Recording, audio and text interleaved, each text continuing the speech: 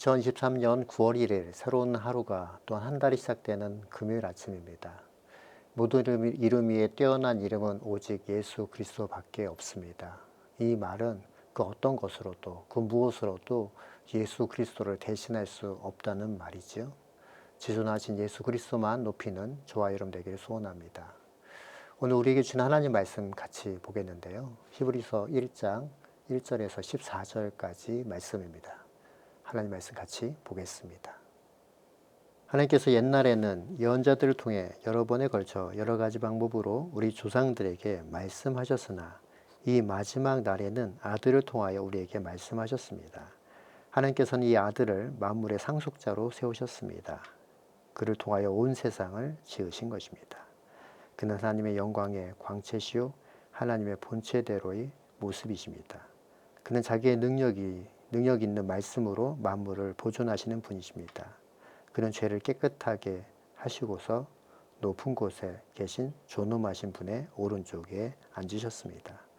그는 천사들보다 훨씬 더 높게 되셨으니 천사들보다 더 뛰어난 이름을 물려받으신 것입니다. 하나님께서 천사들 가운데서 누구에게 너는 내 아들이다. 내가 오늘 너를 낳았다. 하고 말씀하신 적이 있습니까? 또 나는 그의 아버지가 되고 그는 내 아들이 될 것이다 하고 말씀하신 적이 있습니까? 그러나 자기의 맏아들을 세상에 보내실 때에는 하나님의 천사들은 모두 그에게 경배하여라 하고 말씀하셨습니다.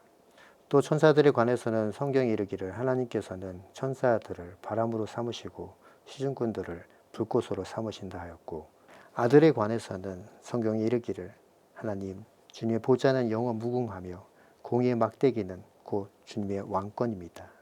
주님께서는 정의를 사랑하시고 불법을 미워하셨습니다. 그러므로 하나님 곧 주님의 하나님께서는 주님께 즐거움의 기름을 부으셔서 주님을 주님의 동료들 위에 높이 올리셨습니다. 하였습니다.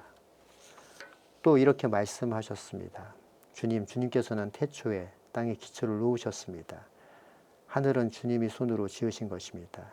그것들은 없어질지라도 주님께서는 영원히 존재하십니다. 그것들은 다 옷처럼 낡을 것이요 주님께서 그것들을 두루마기처럼 말아 치우실 것이며 그것들을 다 옷처럼 변하고 말 것입니다. 그러나 주님께서 언제나 같으시고 주님의 세월은 끝남이 없을 것입니다. 그런데 하나님께서 천사 가운데서 누구에게 내가 내 원수들을 내 발 아래 굴복시킬 때까지 너는 내 오른쪽에 앉아 있어라 하고 말씀하신 적이 있습니까? 천사들은 모두 구원의 상속자가 될 사람들을 섬기도록 보내심을 받은 영들이 아닙니까? 오늘부터 묵상하게 될 히브리서는 대제사장이신 예수 그리스도를 소개한 편지 형식의 설교문이라고 할 수 있습니다. 기록 연대나 저자에 대해서 분명한 정보는 없지만은 마지막 부분에서 디모데의 석방을 언급하였기 때문에 사도 바울이 저자가 아닐까 추측하는 학자들도 있죠. 확실한 것은 당시 이 편지의 독자들의 상황은 본문의 내용을 통해서 추론할 수 있는데요. 전체 내용을 보면 편지의 주된 독자는 유대 기독교인들이고 그들의 역사적 문화적 배경이 유대인이므로 그리스도인으로서의 정체성을 잊지 않고 그 예언의 말씀이 성취되어지는 분이 바로 예수 그리스도이심을 가르치고자 하는 부분이었습니다.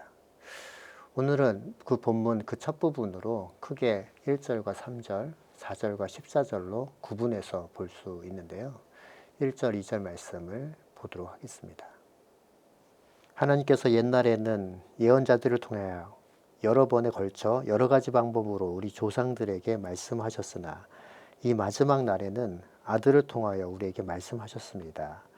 하나님께서는 이 아들을 만물의 상속자로 세우셨습니다. 그를 통하여 온 세상을 지으신 것입니다. 하나님께서는 구약의 예언자들을 통해서 이스라엘 백성에게 메시아에 대해서 예언하시죠. 이제 마지막으로 하나님의 아들을 통해서 최종적으로 말씀하십니다. 이 아들은 하나님의 상속자요 하나님의 본체시요 이 땅에 오셨다가 죽으시고 또한 부활하셔서 지금은 하나님 우편에 앉아 계신 분으로 소개하면서 바로 그분이 예수 그리스도이시고 그분은 우리가 믿는 하나님의 사람들이다라는 이야기를 하고 있죠. 사랑하는 성도 여러분, 하나님의 열심은 우리를 구원하시기 위해 끝까지 포기하지 않으시는 하나님의 능력이십니다. 환난이나 기근이나 풍토병이나 전쟁이나 칼도 우리를 구원하시려고 하는 하나님의 사랑에서 끊을 수 없지요. 하나님은 시간이란 역사 속에서 말씀이 육신이 되어 오셔서 죽기까지 하셨습니다. 아니, 우리를 위해 죽으셨을 뿐 아니라 다시 부활하셔서 부활의 소망의 첫 열매가 되어주셨습니다. 오늘이라는 이 시간 속에서 그 사랑과 능력은 연속적으로 변함없이 흐르고 있는 현재형입니다.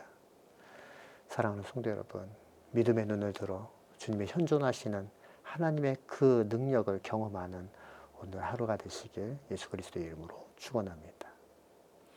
이제 두 번째로 예수 그리스도에 대해서 본문의 말씀에서는 천사와의 차이를 강조해서 설명하고 있는데요. 4절 말씀을 보도록 하겠습니다. 그는 천사들보다 훨씬 더 높게 되셨으니 천사들보다 더 빼어난 이름을 물려받으신 것입니다. 성자이신 예수님은 세상 그 어떤 존재보다 뛰어나시고 하늘의 천사도 그와 비교할 수 없지요. 예수님은 천사보다 뛰어난 이유를 구약 성경 7구절을 통해서 인용해서 설명하고 있지요. 이는 영적 피조물들과 영적 체험이 하나님의 아들 예수 그리스도께 종속되어 있다는 것을 설명해 주고 있고, 그것은 예수 그리스도와 대치될 수 없는 분임을 설명하고 있습니다. 여기서 우리가 적용할 부분을 찾을 수 있는데요. 영적으로 건강한 신앙은 그리스도를 영화롭게 하는 것에서 시작하는 것입니다. 영적 체험이 아주 화려하고 그 무엇이든 간에 그것에 초점이 있지 않습니다. 오직 예수 그리스도 그분에게 우리 마음이 있어야 되고 그분께 영광 올려드려야 되는 것입니다. 마지막으로 13절 말씀을 통해서 살펴보겠는데요. 13절 말씀도 같이 한번 보겠습니다. 그런데 하나님께서 천사 가운데서 누구에게 내가 내 원수들을 내 발 아래 굴복시킬 때까지 너는 내 오른쪽에 앉아 있어라 하고 말씀하신 적이 있습니까? 오늘 본문의 말씀은 시편 110편 1절을 인용해서 표현하고 있는 건데요. 하나님의 우편이 그 보좌 옆이라는 공간의 개념으로 표현하고 있습니다.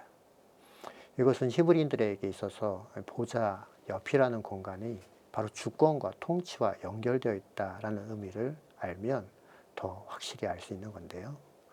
예수 그리스도께서 왕권을 소유하신 분이시고 그분의 주권과 통치를 의미하는 그 자리가 보좌 우편인 것입니다. 사랑하는 성도 여러분, 우리가 믿는 예수 그리스도는 온 우주 만물을 창조하신 하나님이시며 지금도 온 우주를 통치하고 계시는 영원하신 그리고 다스리시는 하나님이십니다. 이것을 머리로 아는 것이 신앙이 아니라 우리 삶으로 경험되어질 때 신앙이 되는 것이고 우리의 삶이 되는 것입니다. 세상에 무엇이라 말해도 하나님의 주권과 섭리 가운데 있음을 믿고 좌로나 우로나 치우치지 않는 굳센 믿음을 가진 하나님의 사람으로 믿음의 걸음을 걷는 하나님의 백성들, 저와 여러분 되시길 예수 그리스도 이름으로 축원합니다. 이제 말씀을 마무리하겠습니다. 히브리서 1장은 세상 문물보다 뛰어나시며 천사와도 비교할 수 없는 창조주 그리고 통치자이신 하나님의 아들 예수 그리스도에 대해서 설명하고 있습니다.